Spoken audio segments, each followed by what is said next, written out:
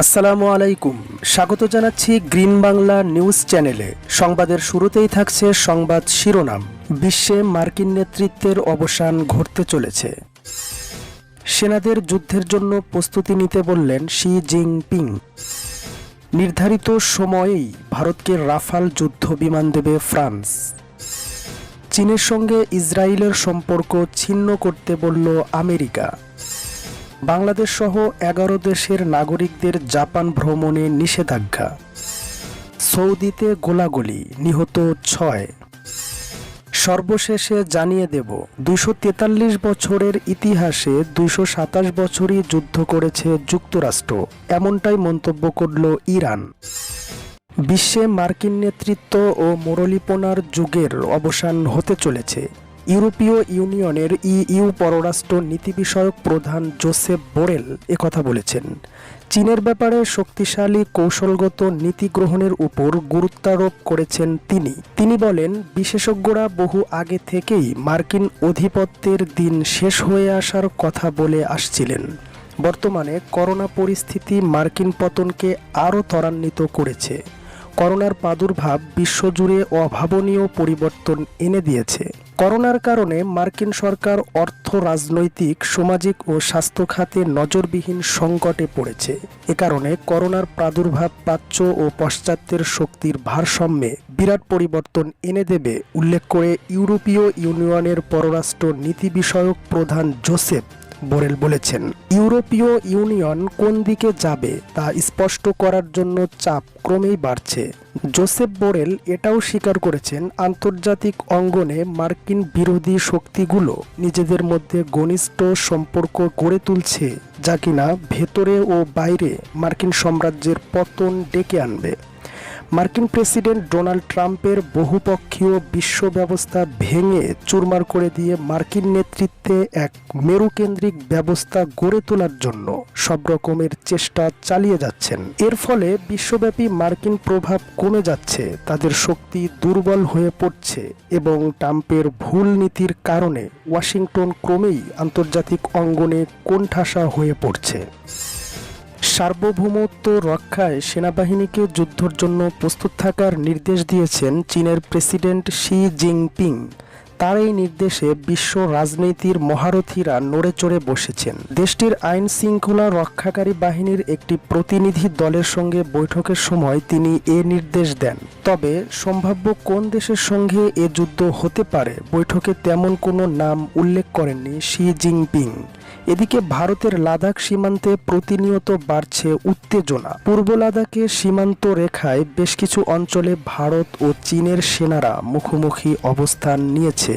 অন্যদিকে দক্ষিণ চীন সাগরে মার্কিন নৌবাহিনীর সঙ্গে চীনের বিরোধ রয়েছে।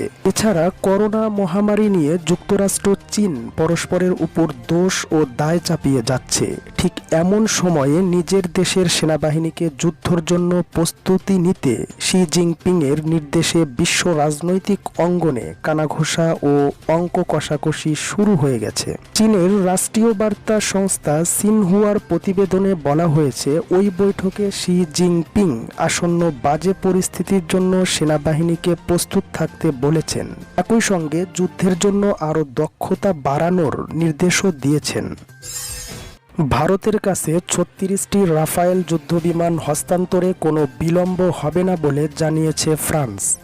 ভারতীয় নিযুক্ত ফরাসি রাষ্ট্রদূত এমানুয়েল লেনাইন বার্তা সংস্থা পিটিআইকে প্রেস ট্রাস্ট অফ ইন্ডিয়া বলেছেন, চুক্তি অনুযায়ী নির্ধারিত সময়সীমার মধ্যেই বিমান হস্তান্তর করা হবে। ফ্রান্সের কাছ থেকে 58,000 কোটি রুপিতে অত্যাধুনিক 36টি রাফাল যুদ্ধবিমান কিনতে 2016 সালে চুক্তি স্বাক্ষর করে ভারত। গত বছরের 8 অক্টোবর ফ্রান্সের এক বিমান ঘাঁটিতে প্রথম রাফায়েল বিমানটি গ্রহণ করেন ভারতের প্রতিরক্ষা মন্ত্রী রাজনাথ সিং। তবে করোনা ভাইরাস মহামারীর কারণে বাকি বিমান সরবরাহে বিলম্ব হতে পারে বলে আশঙ্কা করেছেন অনেকেই।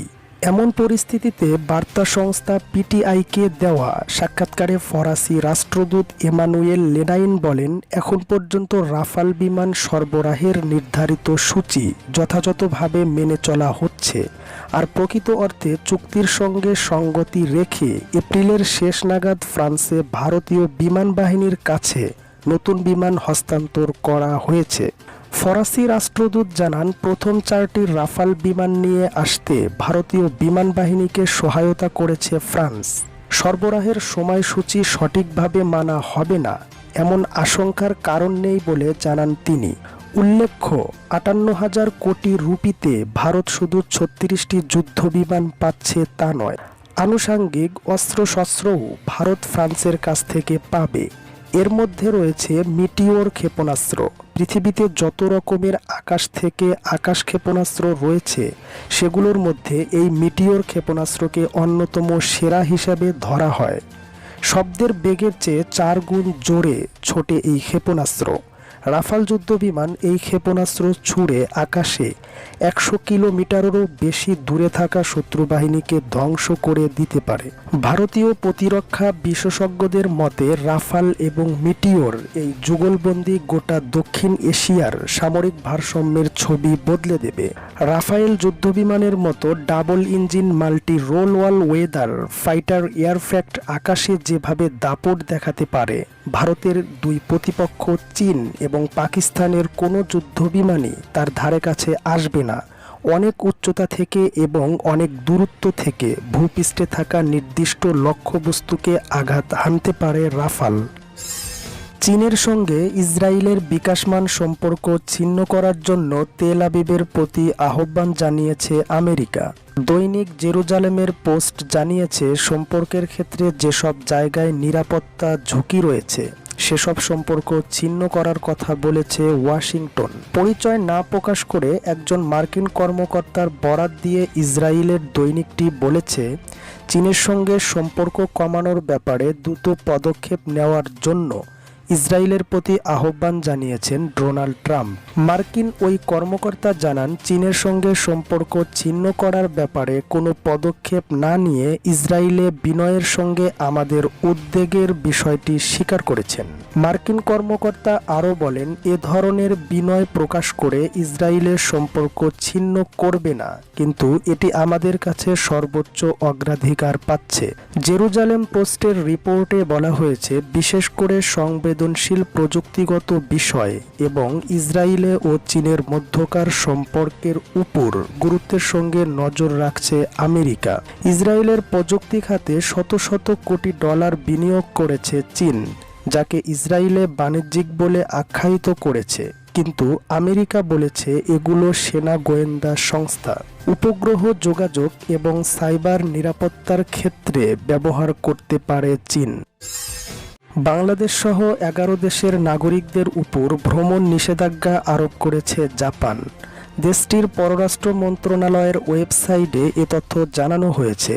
নিষেধাজ্ঞার তালিকায় থাকা দেশগুলো হচ্ছে বাংলাদেশ, ভারত, আর্জেন্টিনা, দক্ষিণ Africa, Pakistan, Afghanistan, Tajikistan, Kyrgyzstan, El Salvador, Ghana ও গিনি। এর আগে গত শুক্রবার পররাষ্ট্রমন্ত্রী তোশিমিৎসু মোতেগি করোনা ভাইরাসের বিস্তার রোধে এই 11 দেশে জাপানি নাগরিকদের ভ্রমণের উপর ভ্রমণ সতর্কতা আরোপের কথা জানিয়েছিলেন। যে 100টি দেশ ও অঞ্চলের নাগরিকদের জাপানে প্রবেশের উপর নিষেধাজ্ঞা জারি রয়েছে, সেই তালিকায় এই 11 দেশকেও শীঘ্রই অন্তর্ভুক্ত করা হবে বলে জানিয়েছেন তিনি। এই তালিকায় যুক্তরাষ্ট্র, চীন ও ইউরোপের প্রায় সব দেশই রয়েছে। জাপানি পররাষ্ট্র মন্ত্রণালয় জানিয়েছেন, এই নিষেধাজ্ঞা কার্যকর হবে খুব শীঘ্রই। এই 111টি দেশ থেকে আসা বিদেশিদের কোনো ধরনের ট্রানজিটও দেওয়া হবে না। করোনা ভাইরাসের বিস্তার রোধে সীমান্ত নিয়ন্ত্রণ ব্যবস্থার অংশ হিসেবে এ ভ্রমণ নিষেধাজ্ঞা আরোপ করা হয়েছে। এই নিষেধাজ্ঞার কারণে এপ্রিলে জাপানে বিদেশি নাগরিকদের প্রবেশ 99.9% এবং বিদেশে জাপানি নাগরিকদের ভ্রমণ 99.8% কমেছে। সৌদি আরবের দক্ষিণ পশ্চিমাঞ্চলের আশির প্রদেশে গোলাগুলিতে অন্তত 6 জন নিহত হয়েছেন। এছাড়া এ ঘটনায় আহত হয়েছেন আরও কমপক্ষে ৩ জন। সৌদির রাষ্ট্রীয় সংবাদ সংস্থা সৌদি প্রেস এজেন্সির এসপিএ এক প্রতিবেদনে এ তথ্য জানানো হয়েছে। এসপিও বলছে, ইয়েমেন সীমান্ত সংলগ্ন সৌদি আরবের আশির প্রদেশে গোলাগুলির ঘটনা ঘটেছে। এতে ৬ জন নিহত ও ৩ জন আহত হয়েছেন। আহতদের উদ্ধার করে স্থানীয় হাসপাতালে ভর্তি করা হয়েছে। আশির প্রদেশ পুলিশ গোলাগুলির এ ঘটনার তদন্ত শুরু করেছে। আশির প্রদেশের আল আমওয়া এলাকায় এই গোলাগুলির ব্যাপারে বিস্তারিত কোনো তথ্য দেয়নি সৌদি কর্তৃপক্ষ। সৌদি আরবের সীমান্তের এ প্রদেশে প্রায়ই ইয়েমেনের হুতি বিদ্রোহীরা হামলা চালিয়ে আসছে। আশির প্রদেশের বিভিন্ন স্থাপনায় ক্ষেপণাস্ত্র হামলা চালায় হুতিরা। গত বছরের জুনে আশিরের আভা আন্তর্জাতিক বিমানবন্দরে হুতি বিদ্রোহীদের ক্ষেপণাস্ত্র হামলায় অন্তত একজনের প্রাণহানি ঘটে এবং আহত হন অন্তত ৭ জন। হুতি বিদ্রোহীদের আন্দোলনের মুখে ২০১৫ সালের মাঝের দিকে ইয়েমেনের সাবেক প্রেসিডেন্ট মনসুর আল হাদি দেশ ছেড়ে পালাতে বাধ্য হন। এরপর দেশটির সাবেক ওই প্রেসিডেন্টকে ক্ষমতায় ফেরাতে হুতিদের লক্ষ্য করে ইয়েমেনে হামলা শুরু করে সৌদি নেতৃত্বাধীন সামরিক জোট। মার্কিন সরকার তার ইতিহাসে ১৩৫টি বড় যুদ্ধ শুরু করেছে এবং ২৪৩ বছরের ইতিহাসে মাত্র ১৬ বছর যুদ্ধ করেনি। ইরানের পররাষ্ট্র মন্ত্রণালয়ের মুখপাত্র সাইয়িদ আব্বাস মুসাভি এই মন্তব্য করেছেন। যুক্তরাষ্ট্র সরকারকে সন্ত্রাসবাদের পৃষ্ঠপোষক উল্লেখ করে মুসাভি বলেন, হাতে থাকা দলিল প্রমাণে দেখা যায় যুক্তরাষ্ট্র ১৯৬০-এর দশক থেকে পশ্চিম এশিয়া, ইউরোপ ও লাতিন আমেরিকার অন্তত ৮টি স্বীকৃত সন্ত্রাসী গোষ্ঠীকে সর্বান্তক সহযোগিতা করেছে। তিনি আরও বলেন, কাজেই অন্য দেশের দিকে আঙুল নির্দেশ করার আগে যুক্তরাষ্ট্রের উচিত নিজের নোংরা ও কলুষিত অতীতের দিকে তাকানো। ইরানের বিরুদ্ধে যুক্তরাষ্ট্রের ভিত্তিহীন অভিযোগ প্রত্যাখ্যান করে মুসাভি বলেছেন, অন্য দেশের ব্যাপারে কথা বলার রাজনৈতিক, আইনগত ও নৈতিক অধিকার হারিয়েছে যুক্তরাষ্ট্র। সম্প্রতি মার্কিন পররাষ্ট্র মন্ত্রণালয়ের পক্ষ থেকে দাবি করা হয়, বিশ্বের বহু দেশে ইরান সন্ত্রাসী হামলা চালিয়েছে।